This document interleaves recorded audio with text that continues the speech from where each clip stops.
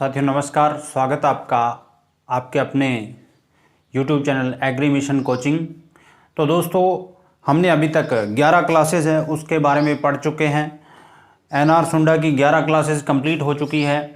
देखो दोस्तों, अभी मैंने 11 क्लासेस में जो पढ़ाया है वो कंप्लीट एनआर सुंडा के अंदर नहीं है। मैंने एनआर सुंडा बुक का नाम क्यों दिया है, क्योंकि हर बच्चे के पास ये अवेलेबल है ताकि उसको पढ़ने में कोई किसी तरह से प्रॉब्लम नहीं आए। मैं एनआर सुंडा के अलावा 11th और 12th की बुक भी कवर कर रहा हूँ। 11th और 12th की बुक प्लस इसके साथ साथ में जो एडिशनल इम्पोर्टेंट चीज़ें हैं वो भी क्या कर रहा हूँ, मैं ऐड कर रहा हूँ। वो भी क्या कर रहा हूँ, ऐड कर रहा हूँ। तो आपको कंप्लीट यहाँ एक अच्छे तरीके से सिस्टमेटिक वे से तैयारी करने का है, जो वो पूरा सिस्टम से अपना चलेगा। आप यदि टेस्ट सीरीज ज्वाइन करना चाहते हो तो आप एग्री मिशन कोचिंग का एप्लीकेशन डाउनलोड कीजिए। प्ले स्टोर में जाकर एग्री मिशन कोचिंग टाइप कीजिए, ये एग्री मिशन कोचिंग टाइप कीजिए, ऐसा लोगो दिखाई देगा, उसको डाउनलोड कर लो। स्टोर में जाके आप वहाँ पे आपको टेस्ट सीरीज मिलेगी। 6 दिन के अंदर जितनी क्लासेज होती है यूट्यूब पे, प्लस हिंदी जीके के आपके टॉपिक बताए जाते हैं, हिंदी जीके के टॉपिक बताए जाते हैं। और ये टेस्ट होता कब है, संडे को टेस्ट होता है। हर संडे को ये टेस्ट रहता है। जो यूट्यूब पे 6 दिनों के अंदर जितनी भी क्लासेज होती है वो एग्रीकल्चर का प्लस हिंदी और जीके के आपको क्या है टॉपिक बताए जाते हैं। इस प्रकार से टेस्ट सीरीज रहती है। आप प्ले स्टोर के अंदर जाकर इस टेस्ट सीरीज को बाय कर सकते हो। यदि किसी तरह से आपको प्रॉब्लम है 7976366098 पे आप कांटेक्ट कर सकते हो। इस नंबर पे आप कांटेक्ट भी कर सकते हो यदि किसी प्रकार की कोई प्रॉब्लम है। अब हम बात करेंगे नेक्स्ट, हमारा कुछ वर्गीकरण बाकी था, कीटनाशकों का वर्गीकरण। तो उसमें हम 8 प्रकार के जो कीटनाशी के अंदर पढ़ चुके थे वर्गीकरण के अंदर। तो हमारा जो नेक्स्ट 9वां जो कीटनाशी है वो है कार्बामेट कीटनाशी। कार्बामेट कीटनाशी, देखिए जो कार्बामेट कीटनाशी होते हैं ये सहसपर्श होते हैं, जठर होते हैं और सर्वांगी यानी सिस्टेमेटिक। कॉन्टैक्ट, स्टमक और सिस्टेमिक तीनों प्रकार के रहते हैं। इनमें क्या होता है, मोलस्क नाशी का गुण भी पाया जाता है। कैसा गुण, मोलस्क नाशी का गुण भी पाया जाता है। उदाहरण की यदि बात करें तो इसके एग्जाम्पल जैसे कार्बेरिल और कार्बोफ्यूरॉन। कार्बोफ्यूरॉन आपने देखा होगा, इस कार्बोफ्यूरॉन को जो रूट नोट निमेटोड होता है उसके लिए भी अपने जैसे गेहूं के अंदर भी इसको प्रयोग करते, विभिन्न फसलों में रूट निमेटोड के लिए अपने इसका क्या करते हैं, प्रयोग है वो किया जाता है। तो आपको इतना क्लियर हो गया होगा, कार्बामेट कीटनाशी है। ये क्या होते हैं, इतने मनुष्य के लिए हानिकारक नहीं होते हैं। उसके बाद में दूसरा हमारा जो नेक्स्ट आता है नंबर 10 क्लासिफिकेशन के अंदर, वो आता है धूमक। धूमक या फ्यूमिजेंट्स। फ्यूमिजेंट्स होते हैं जो, देखिए धूमक होता क्या है, ये क्या होती है, एक तरीके से गैसीय अवस्था में पाया जाता है। किसमें, गैसीय अवस्था में।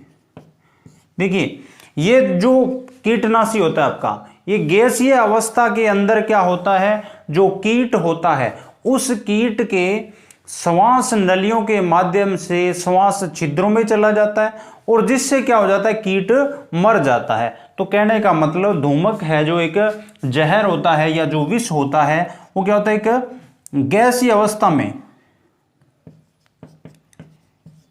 कीट के श्वास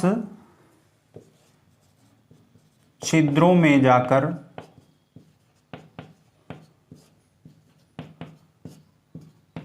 मार देता है। तो ये क्या करता है, कीट का गैसीय अवस्था में उसके श्वास छिद्रों के माध्यम से जाता है और कीट को क्या कर देता है, ये मार देता है। इस प्रकार से हम इसके एग्जाम्पल भी पढ़ते हैं, कौन कौन से इसके एग्जाम्पल रहते हैं। तो उदाहरण की बात करें, सबसे पहले एल्यूमिनियम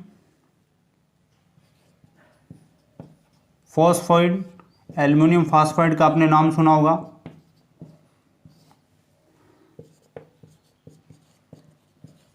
एथिलीन डाइक्लोराइड,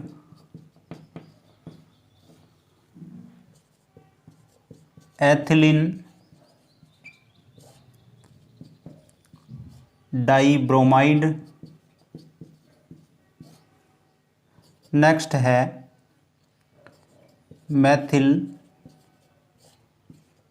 ब्रोमाइड। ये सभी के सभी क्या रहते हैं, धूमक या फमिजेंट्स होते हैं। ये गैस रूप में क्या जाते हैं, श्वास छिद्रों में और कीट को मार देते हैं। तो एग्जांपल इसके एल्यूमिनियम फॉस्फाइड हो गया, एथिलीन डाइक्लोराइड हो गया, एथिलीन डाइब्रोमाइड हो गया और मेथिल ब्रोमाइड हो गया। इस प्रकार से क्या रहते हैं, ये इसके एग्जाम्पल है वो रहते हैं। एक और रहता है जैसे हाइड्रोजन साइनाइड भी रहता है। कौन सा रहता है, हाइड्रोजन साइनाइड। हाइड्रोजन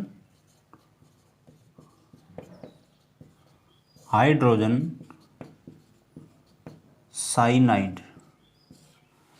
एक बार आप इसका स्क्रीनशॉट ले लीजिए, उसके बाद में हम नेक्स्ट हमारा क्लासिफिकेशन है वो करेंगे।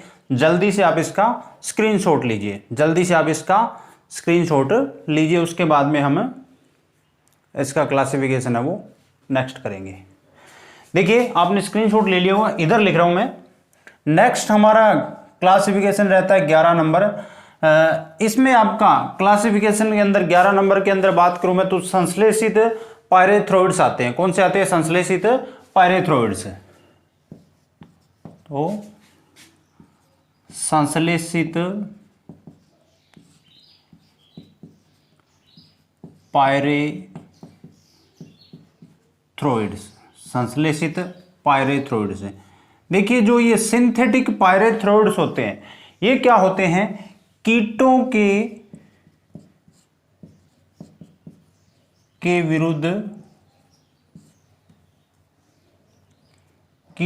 विरुद्ध अधिक हानिकारक परंतु स्तनधारियों के लिए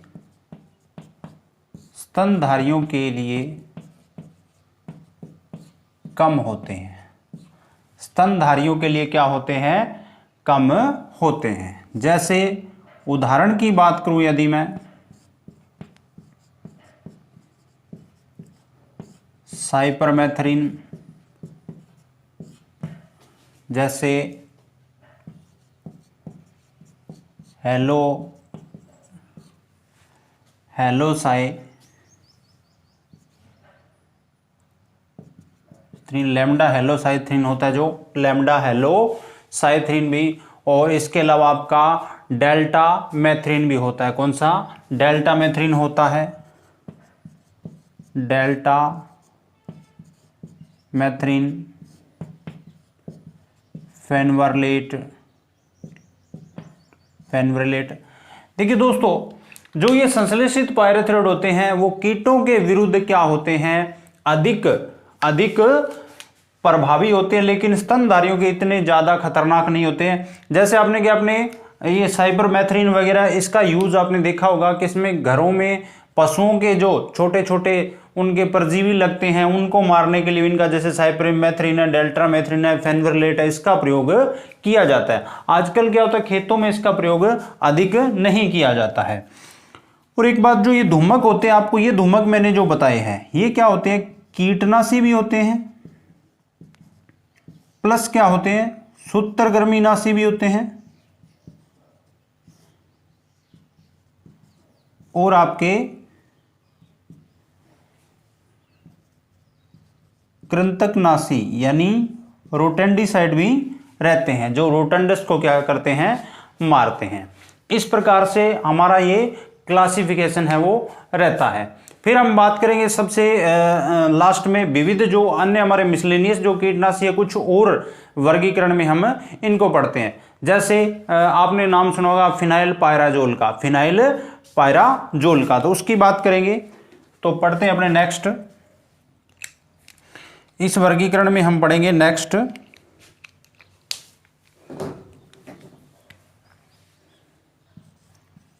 विविध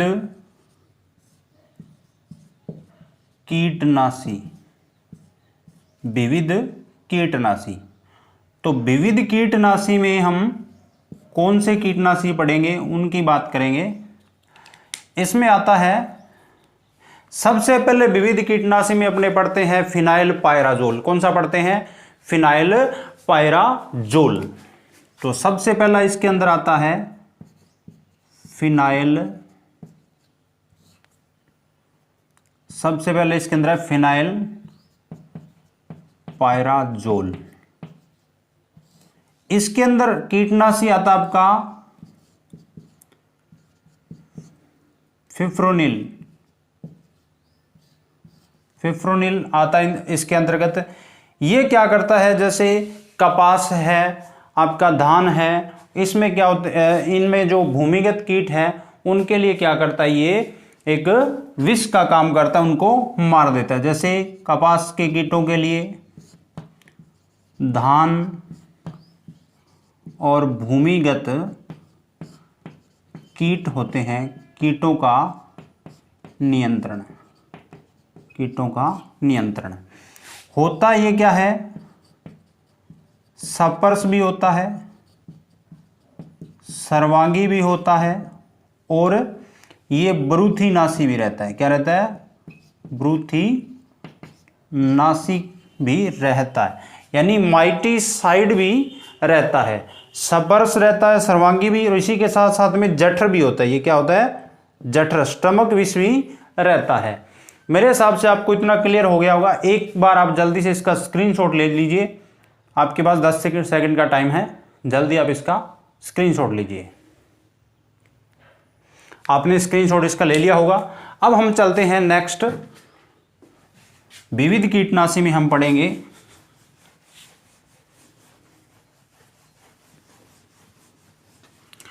हमारे जो मिसलेनियस कीटनाशी है, इसमें हमारा दूसरा टाइप रहेगा। विविध कीटनाशी में एक टाइप पढ़ चुके हैं, कौन सा, फिनाइल पायराजोल प्रकार पढ़ चुके हैं। उसके बाद में दूसरा हम पढ़ेंगे स्पाइनोसैड। दूसरा कौन सा पढ़ेंगे, स्पाइनोसैड पढ़ेंगे। कौन सा पढ़ेंगे, स्पाइनोसैड पढ़ेंगे। देखिए स्पाइनोसैड जो कीटनाशी है वो प्राप्त किससे किया गया, तो ये प्राप्त एक एक्टिनोमाइसिटीज, कौन सी, सेक्लेरोपोलारिस स्पाइनोसा। कौन सा, सेक्लेरोपोलारिस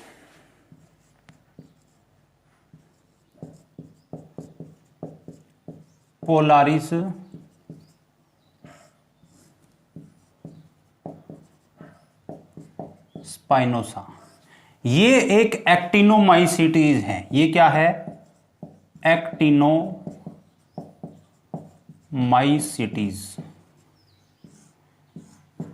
इसके किण्वन के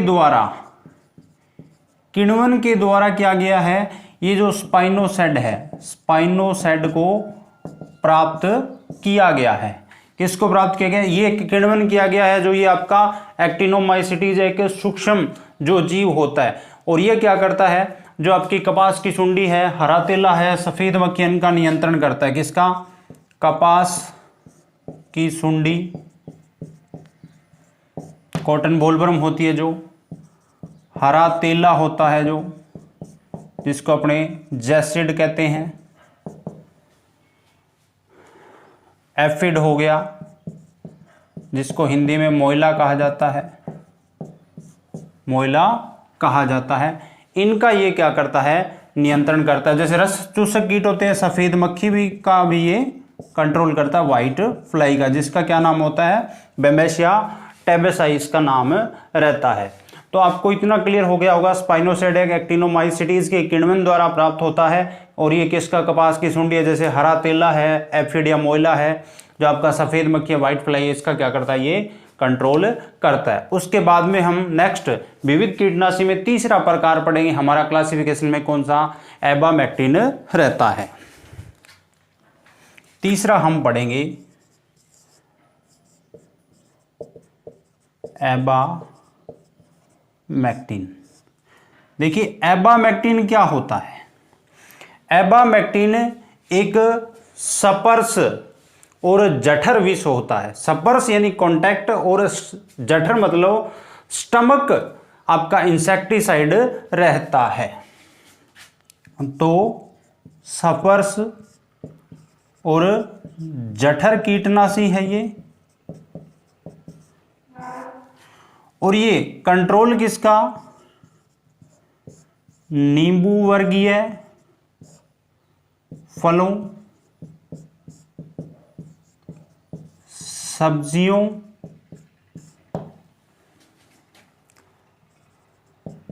आदि के कीटों का नियंत्रण करता है, नियंत्रण करता है। देखिए एबामेक्टिन होता है ना, वो क्या होता है, ये सब्जी और नींबू वर्गीय होते हैं, फल होते हैं, उनमें अपने क्या इसको काम में लेते हैं, एक प्रकार का स्पर्श और जठर कीटनाशी होता है। लेकिन इसकी एक खास बात है, क्या है, ये मधुमक्खियों के लिए जहरीला नहीं होता। किसके लिए, मधुमक्खियों के लिए, मधुमक्खियों के लिए जहरीला नहीं। तो देखिए जो हनी बीज होती है उनके लिए ये जहर का काम नहीं करता, यानी मधुमक्खियों द्वारा यदि फसल पे अपने स्प्रे कर दी और मधुमक्खियों ने वहां जाके उसका रस है वो सक किया, तो क्या होता है, वो मधुमक्खियां मरती नहीं है। इतना आपको क्लियर हुआ होगा। उसके बाद में नेक्स्ट अपने पढ़ते हैं, नेक्स्ट 4 नंबर है हमारे पास ब्रूथिनासी। ब्रूथिनासी इधर लिख रहा हूं,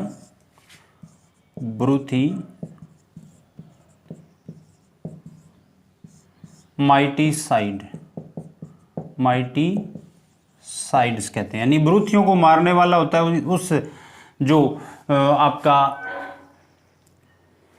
जो पेस्टिसाइड होता है उसको क्या कहते हैं, ब्रूथिनासी कहते हैं। तो इसके उदाहरण की बात करूं मैं, डाइकोफोल,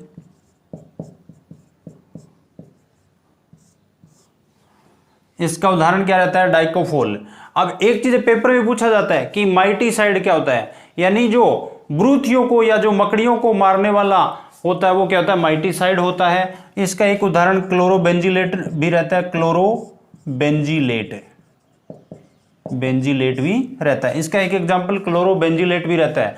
तो आपको मेरे हिसाब से ये भी क्लियर हो गया होगा। एक बार आप स्क्रीनशॉट लीजिए, उसके बाद में इसका लास्ट टाइप आपको मैं बताने जा रहा हूं। जल्दी से आप इसका 10 सेकंड में स्क्रीनशॉट लीजिए, जल्दी कीजिए।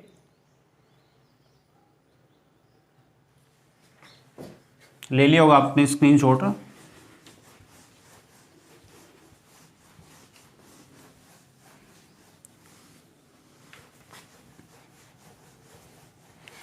अब हम पढ़ेंगे लास्ट हमारे पास रहता है 5 नंबर कृंतकनाशी। क्या होता है, कृंतकनाशी,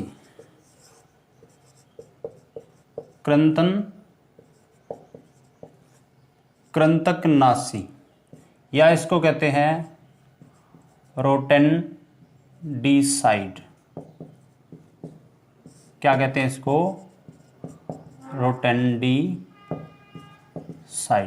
रोटेंडिसाइड्स, यानी रोटेंट्स को मारने वाला जो विष होता है इसको क्या कहते हैं, कृंतकनाशी।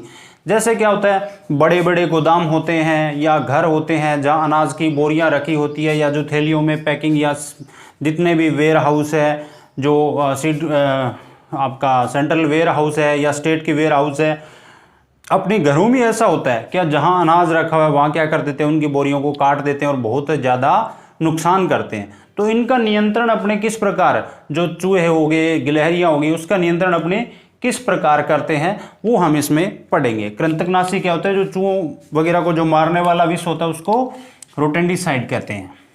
सबसे पहले इसमें आता है आपके पास प्रकार में आता है तीव्र कृंतकनाशी, एक्यूट रोटेंडिसाइड्स। देखिए तीव्र, इसको क्या सिर्फ एक बार ही प्रयोग में लाया जाता है, क्या होता है, एक बार में प्रयोग।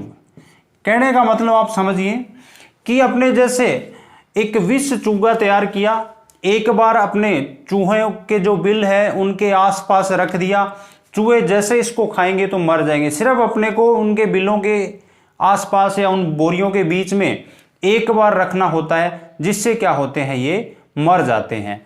तो वो किस प्रकार से और कैसे होता है, उदाहरण की बात करूं, आपके पास उदाहरण रहता है, जैसे आपने सुना होगा अच्छी तरह से जिंक फास्फाइड को।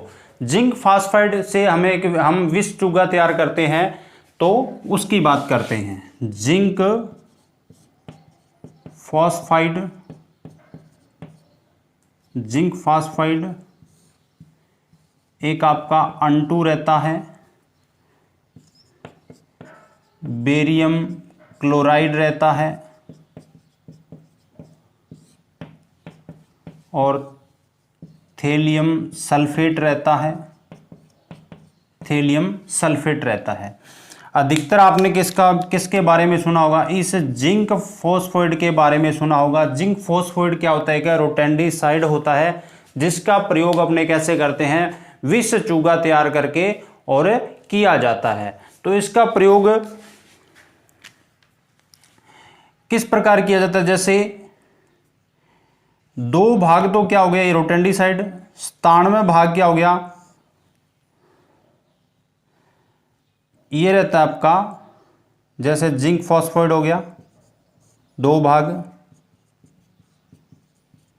97 भाग आपका क्या रहता है, ज्वार, बाजरा, मक्का, गेहूं, इनका क्या मान लो दलिया रहता है, प्लस 1 भाग क्या रहता है, खाने का तेल रहता है, खाने का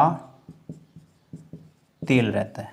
तो इसको बनाकर हम क्या करते हैं, जो चूहे जहां से गुजरते हैं उनके रास्ते पे कागज पे या जो मटके होते हैं टूटे हुए, उनके ऊपर रख देते हैं, जो जैसे टूटे हुए मटके के जो पार्ट होते हैं उस पे रख देते हैं या कागज पे रखते हैं, जहां से ये गुजरते हैं तो वहां से ये खाकर क्या हो जाते हैं, मर जाते हैं। एक बार खाने पे मर जाते हैं, एक बार में जो तीव्र एक्यूट होता है उसको क्या एक बार में खाने में मर जाते हैं। लेकिन इसकी प्रॉब्लम क्या है, इसकी प्रॉब्लम यह है कि इसकी उनको एक गंध आती है, जिससे ये कहते हैं चूहे खाते नहीं है, क्या करते हैं, खाते नहीं है, जिससे क्या है ये मरेंगे नहीं, खाएंगे नहीं तो मरेंगे नहीं।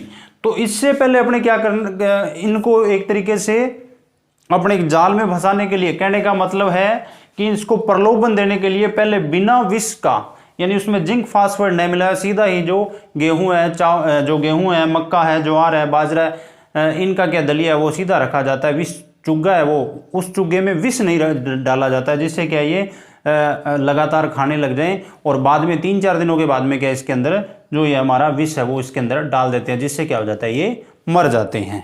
नेक्स्ट हम बात करेंगे उसके बाद में दीर्घकाली, फिर बात करेंगे हम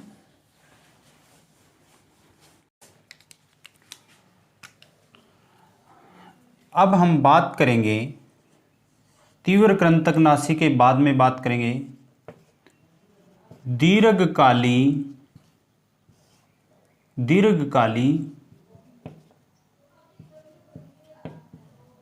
कृंतकनाशी,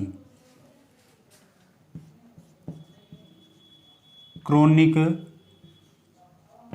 रोटेंडिसाइड्स। दीर्घकाली जो कृंतकनाशी है वो क्या होते हैं? देखिए इसका प्रयोग हम कैसे करते हैं, इसमें तो जो तीव्र कृंतकनाशी थे एक बार प्रयोग करते ही मर रहा था, जो अपना रोटेंट्स था। दीर्घकालिक कृंतकनाशी में कितनी बार, कम से कम 7-8 बार क्या करना पड़ता है, प्रयोग करना पड़ता है। 7-8 बार क्या करते हैं, इसका प्रयोग करते हैं, बिलों के आसपास में वहां पे रख देते हैं। इसके एग्जाम्पल की मैं बात करूं ना तो वारेफेरिन या वारफेरिन, जिसकी मात्रा 0.025% प्रयोग की जाती है, जैसे रोडोफेरिन हो गया, जैसे आपका क्यूमेफेरिन हो गया। इनका प्रयोग अपने किसके रूप में करते हैं, जैसे एक रेक्यूमिन भी रहता है, कौन सा रहता है, रेक्यूमिन भी रहता है,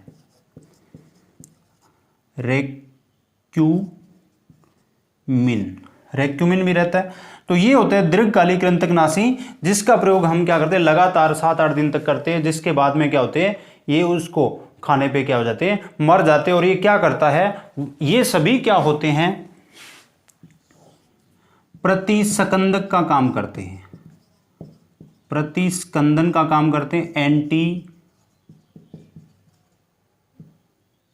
कोगुलेट का, इसमें क्या होता है, जब ये कंज्यूम करते रहते हैं, जैसे मान लो चूहा है वो कंज्यूम कर रहा है इसको लगातार, तो उसमें क्या होता है, ये एक प्रतिस्कंदक का गुण पैदा कर देता है, यानी उसके अंदर ये वारेफेरिन, रोडोफेरिन, क्यूमेरिन, रेक्यूमिन का क्या होता है, संग्रहण होता रहता है या क्यूमुलेटिव होता रहता है। तो इस जहर के उसके अंदर जाने से लगातार जमाव होता रहता है, जिससे क्या होता है, उसका रक्त होता है वो क्या होता है, स्कंदित नहीं होता है, रक्त स्त्राव होने से, यानी रक्त का जो अंदर उस चूहे के अंदर और बाहर क्या होता है, रक्त का स्त्राव हो जाता है, जिससे क्या हो जाता है, चूहा मर जाता है। तो ये इस प्रकार से काम करता है। फिर मैं तीसरी बात करूं धूमक की, तीसरे नंबर पर हमारे पास आता है धूमक, जिसको क्या कहते हैं, फमीजेंट्स कहा जाता है। देखिए धूमक, आपने सबसे फेमस नाम सुना होगा, आपने सबसे फेमस नाम की बात करूं, एल्यूमिनियम फॉस्फाइड, एल्यूमिनियम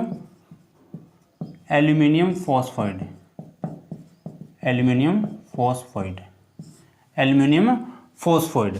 तो ये धूमक होते हैं ना, इनको क्या करते हैं, गोदाम या जहां अनाज भरा होता है वहां पे रख देते हैं, जिससे क्या होते हैं, चूहे वो मर जाते हैं। इसका सबसे फेमस उदाहरण आपका रहता है एल्यूमिनियम फॉस्फाइड या ब्रोमेडियोलोन।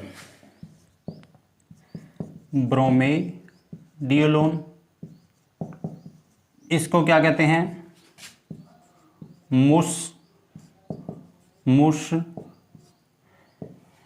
या तो बाजार में किस नाम से मिलता है, मुस के नाम से मिलता है, या सुपर कैड के नाम से भी ये मिलता है। किस नाम से, सुपर कैड के नाम से भी ये बाजार के अंदर मिलता है। तो हम बात करें धूमक की, एल्यूमिनियम फॉस्फाइड और ब्रोमेडियोलोन। जैसे बॉडी, इसका एक और रहता है बॉडी फैक्यूम, कौन सा होता है, बॉडी फैक्यूम और फ्लोकेमेफेन,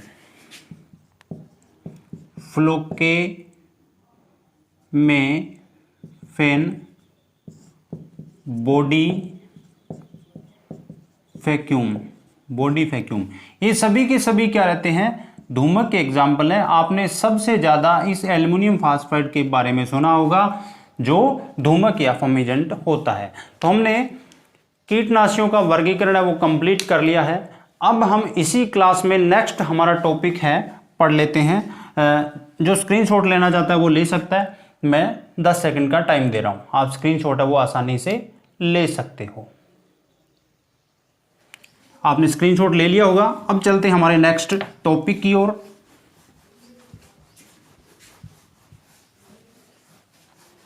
कीटनाशियों का वर्गीकरण है मैंने कंप्लीट करवा दिया आपको। अब हम बात करेंगे सबसे पहले भंडारण के कीट। भंडारण के कीट की यदि अपने बात करें तो भंडारण के कीटों के अंतर्गत कौन कौन से कीट हैं, जो भंडारण में नुकसान करते हैं। देखो जितने भी कीट होते हैं वो खेत में लगते हैं, उसके अलावा और कहाँ नुकसान है, खेत में हार्वेस्टिंग करने के बाद में भी वो क्या कर देते हैं, नुकसान पहुंचा देते हैं। जब अपना स्टोरेज घर पे पड़ा है, जो अनाज है चाहे कोई भी फसल है वो घर पे या गोदाम में स्टोरेज की हुई है, वहां पे भी क्या करता है, नुकसान करता है। तो अपने जो भंडारण के कीट होते हैं वो अपने दो क्लासिफिकेशन करते हैं। सबसे पहले अपने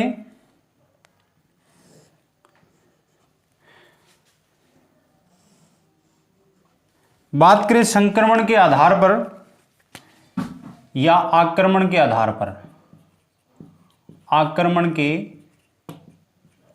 आधार पर एक होता है आपका आंतरिक और यानी इंटरनल, और दूसरा रहता है आपके पास बाह्य या एक्सटर्नल, बाह्य या एक्सटर्नल। देखो आंतरिक कीट कौन से होते हैं, भंडारण के कीट जो आंतरिक होते हैं। आंतरिक का मतलब मान लो ये सीड है, ये क्या करते हैं, इनके लार्वा और जो प्यूपा होते हैं, लार्वा और प्यूपा क्या करते हैं, अंडे इसके अंदर देते हैं। क्या करते हैं, सॉरी, लार्वा या जो प्यूपा होते हैं वो इसके अंदर रहते हैं, लार्वा और प्यूपा क्या रहते हैं, इसके अंदर रहते हैं। और बाकी कीट अंडा है वो इसके ऊपर देता है। क्या देता है, अंडे इसके ऊपर। ये आपका क्या है, अनाज है, कोई भी अनाज आपका, ये अनाज है। मैं अनाज की बात कर रहा हूं, मैंने हो सकता है गलती से कीट बोल दिया पहले। ये आपका अनाज है, ये क्या, इसके लार्वा और प्यूपा है जो नुकसान पहुंचाने वाले वो इसके अंदर रहते हैं, लेकिन ये अंडे वो इसकी बाहरी सतह के ऊपर देता है। तो इसको क्या कहते हैं, आंतरिक कहते हैं। क्या कहते हैं, आंतरिक। और इधर मान लो ये आपका अनाज है, ये क्या करेगा, ये बाहर इसकी सतह पे, बाहरी सतह पे यहां आक्रमण करता है, बाहरी सतह पे क्या करता है, आक्रमण करता है। तो इसको अपने आंतरिक और बाह्य दो भागों में बांटते हैं। अब देखिए होते कौन कौन से, आंतरिक कौन से होते हैं और बाह्य कौन से होते हैं। तो सबसे पहले हम पढ़ेंगे आंतरिक के अंदर।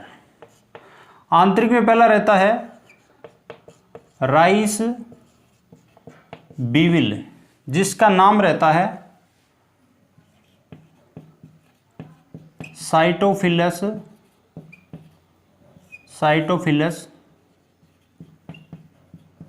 ओराइजी। इसका नाम क्या रहता है, साइटोफिलस ओराइजी रहता है। नेक्स्ट यदि मैं बात करूं राइस बीविल के बाद में, तो एक आता है आपका दाल का घुन, या जिसको पल्स बीटल कहते हैं, दाल का घुन या पल्स बीटल कहते हैं। इसका नाम होता है कैलोसोब्रूचस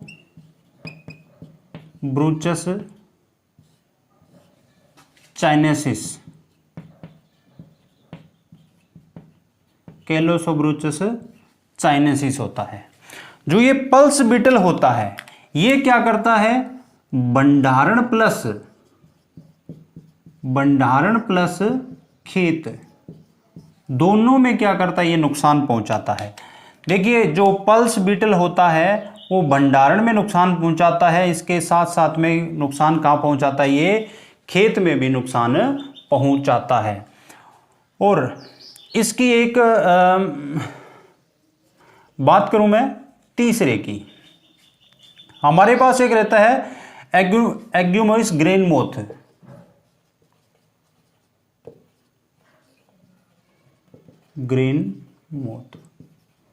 एग्यूमोइस ग्रेन मोथ रहता है। तो एग्यूमोइस ग्रेन मोथ, इसका नाम रहता है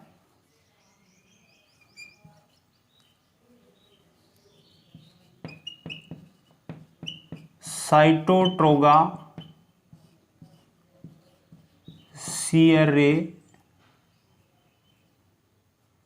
सिरेरेला, साइटोट्रोगा सिरेरेला इसका नाम रहता है। एग्योमोइस ग्रेन मोथ का। फिर अपने पढ़ते हैं लेजर ग्रेन बोरर।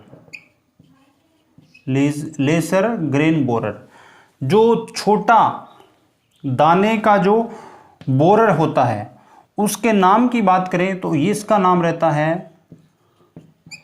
राइजोपरथा डोमेनिका।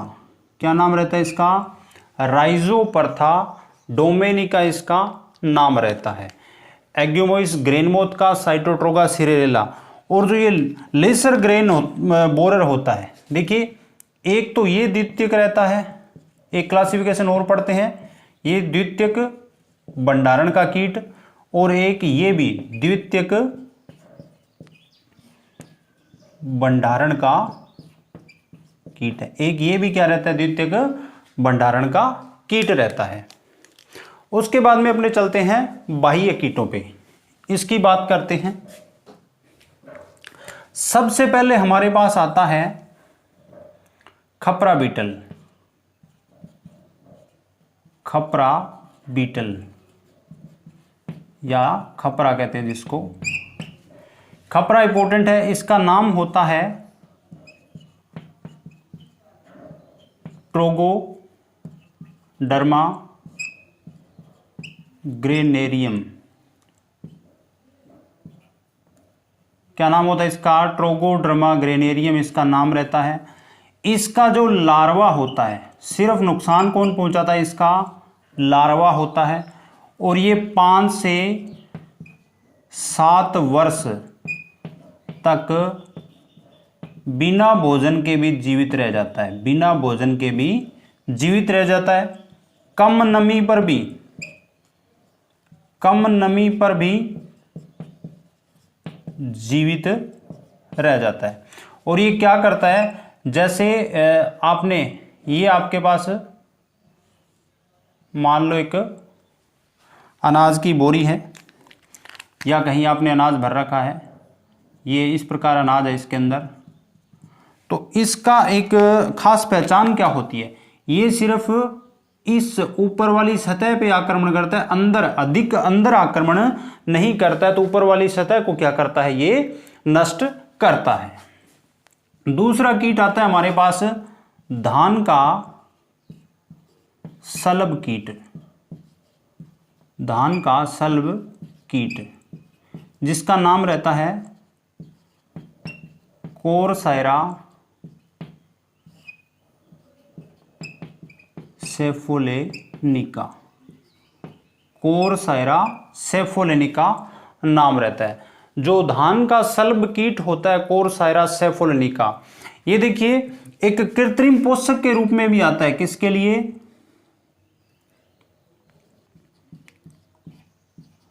अंड परजीवी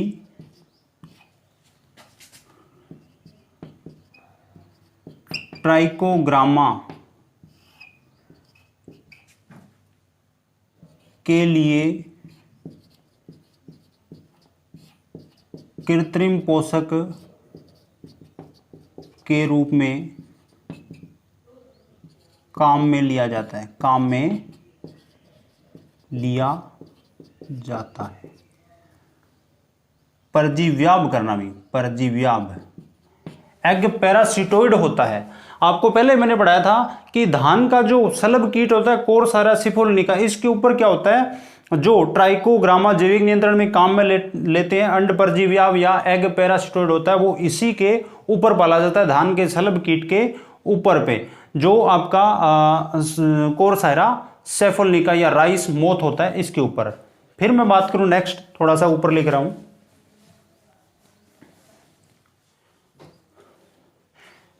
फिर यदि मैं बात करूं नेक्स्ट 3 नंबर, तो red rust flour beetle. Red rust flour beetle, जो आटे की इल्ली होती है, इसकी बात करें यदि, इसका नाम होता है ट्राइबोलियम कैस्टेनियम, ट्राइबोलियम कैस्टेनियम। देखिए रेड रस्ट फ्लोर बीटल होती है जो ट्राइबोलियम कैस्टेनियम रहती है, इसके बारे में यदि अपने बात करें तो इससे जो प्रभावित आटा होता है, प्रभावित आटा पीला, जिसमें एक अजीब प्रकार की दुर्गंध आती है, एक अजीब गंध आती है, इसमें अजीब सी एक स्मेल आती है जो आटे की इल्ली होती है, रेड रस्ट फ्लोर बीटल होती है। इसका आटा है वो प्रभावित आटा कैसा हो जाता है, पीला हो जाता है। कैसा हो जाता है, पीला हो जाता है। तो आपको इतना समझ आ गया। इसमें एक और पाया जाता है, इसमें एक इसका गुण हो रहा है कैनाबोलिज्म भी पाया जाता है। क्या पाया जाता है, कैनाबोलिज्म का मतलब ये कीट क्या करता है, एक दूसरे को भी खा जाता है। तो इसको अपने क्या कहते हैं, कैनाबोलिज्म है वो इसको कहा जाता है। एक कीट आपका और बचता है, तीसरा कीट। तीसरा कीट लिख रहा हूं मैं, इधर लिख रहा हूं, तीसरा कीट मैं इधर लिख रहा हूं, सॉरी चौथा कीट। चौथे कीट की बात करूं, सॉटूथ बीटल होती है, सॉटूथ बीटल होती है। सॉटूथ बीटल की बात करूं, इसका नाम होता है जो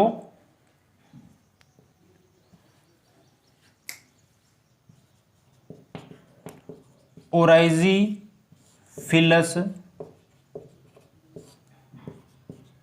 सुरेनेमेसिस, सुरेनेमेसिस होता है। ये भी क्या करती है, नुकसान पहुंचाती है आपकी इसके ये भी आपका द्वितीयक एक्सटर्नल कीट होता है। देखो जो आपका ये होता है ना रेड रस्ट फ्लोर बीटल, ये भी क्या है, खेत में नुकसान पहुंचाती है। कहां पर, खेत में ये भी नुकसान पहुंचाती है। रेड रस्ट फ्लोर बीटल होती है, भंडारण के साथ साथ ये खेत में भी नुकसान पहुंचाती है। ये दोनों के दोनों क्या है, द्वितीयक कीट है। कैसे है, द्वितीयक कीट है। अभी आपको मैं समझाऊंगा प्राथमिक और द्वितीयक कीट कौन से होते हैं। तो देखिए राइस बीवल भी क्या होता है, द्वितीयक होता है। राइस बीवल भी द्वितीयक होता है, और जो लेजर ग्रेन बोरर होता है वो भी क्या होता है, द्वितीयक कीट होता है।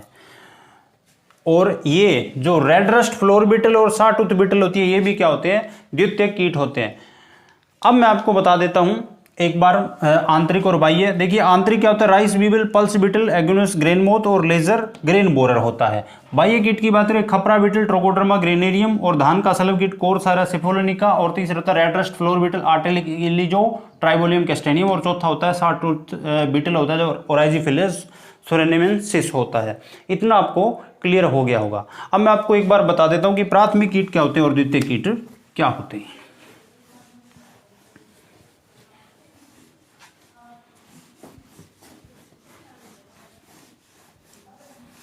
प्राथमिक और द्वितीयक कीट क्या होते हैं।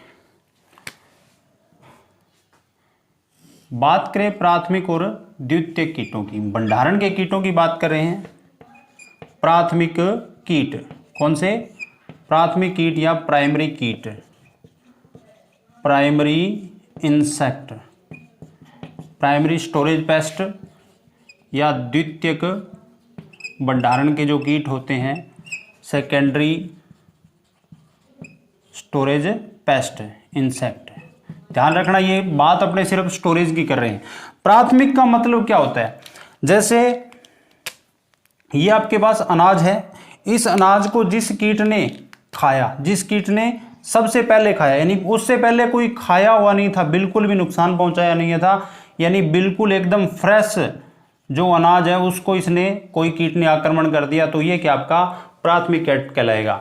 और द्वितीयक कीट कौन सा होता है, जो क्या करता है, जैसे पहले से कोई इस प्रकार से मान लो खाया हुआ है, कोई अनाज है वो खाया हुआ है, उसके पहले यानी जो प्राथमिक कीट ने आक्रमण किया था, इसके खाए हुए अनाज पे जो आक्रमण करता है, ये क्या कहलाता है, द्वितीयक कीट कहलाता है। क्या कहलाता है, जैसे आपकी रहती है सॉटूथ बीटल होती है, रेड रस्ट फ्लोर बीटल होती है, द्वितीयक कीट होते हैं। जैसे राइस बीवल क्या होता है, प्राथमिक कीट होता है।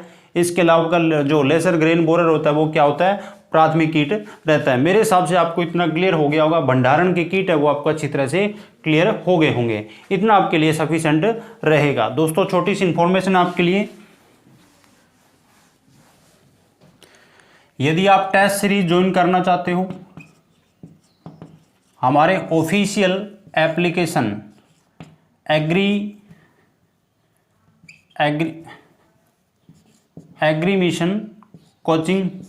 एग्रीमिशन कोचिंग, ये सर्च कीजिए प्ले स्टोर में। आपको पूरा लिखना है एग्री कोचिंग मिशन, एएमसी नहीं लिखना है, एग्रीमिशन कोचिंग कंप्लीट पूरा है इस प्रकार लिखना है, एग्रीमिशन कोचिंग सर्च करना है। प्ले स्टोर में जाएं, वहाँ से डाउनलोड करके रजिस्ट्रेशन आपका कीजिए और आपको फिर दिखाई देगा स्टोर में जाइए। स्टोर में आप वहाँ बाय नाउ का ऑप्शन आएगा और वहाँ से आप टेस्ट खरीद सकते हो। टेस्ट में होता क्या है, संडे को टेस्ट होता है जिसमें agriculture plus Hindi plus Rajasthan GK रहता है। टोटल 100 क्वेश्चन का टेस्ट होता है और जितना यूट्यूब पे 6 दिनों में पढ़ाया जाता है वो एग्रीकल्चर, और मंडे को आपको हिंदी और राजस्थान जीके के जो टॉपिक है वो बता दिए जाते हैं कि अगले संडे को ये टेस्ट होगा। अभी ऑलरेडी 4 टेस्ट हो चुके हैं, जिसने अब बाद में ज्वाइन करेगा उसको भी ये 4 टेस्ट वो अवेलेबल, यानी पहले वाले टेस्ट है वो अवेलेबल हो जाएंगे। यदि किसी प्रकार की इंक्वायरी चाहिए 7976366098 पे आप संपर्क कर सकते हो। जो आपको इंक्वायरी करनी है वो इस नंबर पे आप कर सकते हो।